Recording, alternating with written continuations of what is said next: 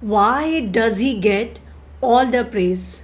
Does he butter up the boss? No, it's his interpersonal skills. Hello everyone, मैं coach वंदना दुबे आप सभी लोगों का बहुत स्वागत करती हूँ अपने इस यूट्यूब चैनल में। क्या आपने कभी सोचा है कि कुछ लोग कैसे सारा अटेंशन गेन कर लेते हैं, उनको सारा रिकॉग्निशन मिलता है काम पर, जबकि दूसरे लोगों को ओवरलुक कर दिया जाता है। It's not about buttering up the boss, it is actually about something special.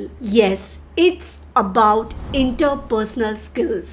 Let me share my personal story. When I was working professional, there was a colleague of mine. उसको सारा praise और recognition मिलता था. In the beginning days, I used to think he's good at flattering our boss. But later when I started knowing him, I realized actually it's about his interpersonal skills. And this colleague of mine, he had amazing connecting skills. Either entry level staff हो या फिर higher designation people हो, he was so much in gel with all the people in office. And he was so approachable, genuinely, actively लोगों को सुनता था और he used to make everyone feel so valued. Actually उसका वो positive attitude और conflict को manage करने का ग्रेसफुल तरीका actually he made him so special and he made him so recognisable eight work place.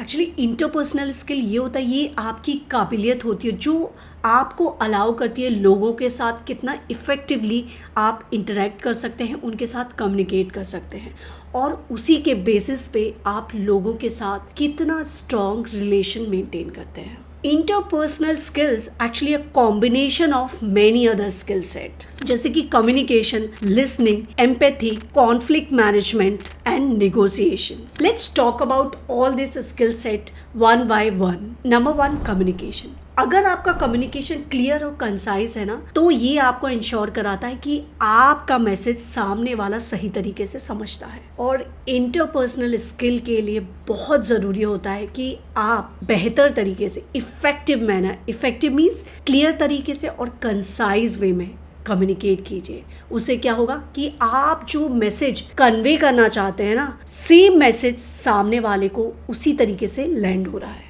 Number 2, empathy. Empathy means जब आप अपने आप को दूसरों की जगह पे रखते हैं और इस बारे में सोचते हैं कि वो कैसा सोच रहे हैं, वो कैसा समझ रहे हैं, उसको बोलते हैं एम्पैथी। जब आप उनको उनकी जगह पे रख कर उनको समझते हैं ना, तब आप अपनी कम्युनिकेशन को उसी हिसाब से मोल्ड करके रिस्पॉन्ड कर सकते हैं। मैं आपको बोलूँगी इस वीडियो को लास्ट तक देखना ना भूलिए, क्योंकि ये जो इंडिविजुअल पॉइंट्स मैं आपसे बात कर रही हूँ ना, ये सारे individual skills, that is individual points एक दूसरे से कनेक्ट होंगे in terms of how to make better relations at work place और how to enhance your interpersonal skills.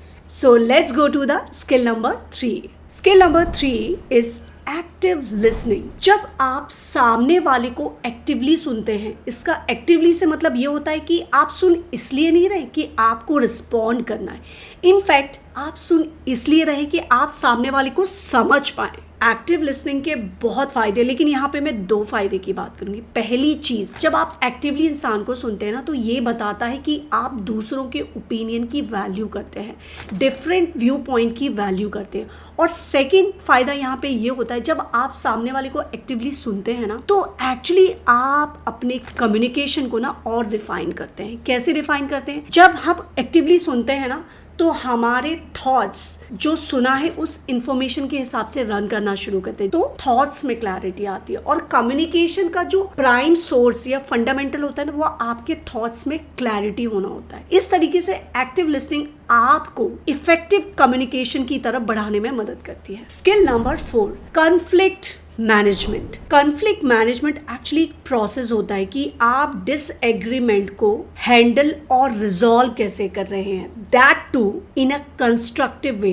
ये एक्चुअली आपकी प्रॉब्लम्स को वर्स होने में रोकता है और एक पॉजिटिव वर्क एनवायरनमेंट को भी बढ़ावा देता है। And the skill number 5 is team work. Actual में आप कितने बेहतर तरीके से दूसरे लोगों के साथ काम कर पाते हैं और आप खुद कितने रिलायबल टीम प्लेयर हैं, ये आपके टीम में होने से दूसरे लोगों का मोराल को हाई करता है और आपकी खुद की प्रोडक्टिविटी को बढ़ाता है. So, these were the 5 skill set which are the core elements of establishing interpersonal skills.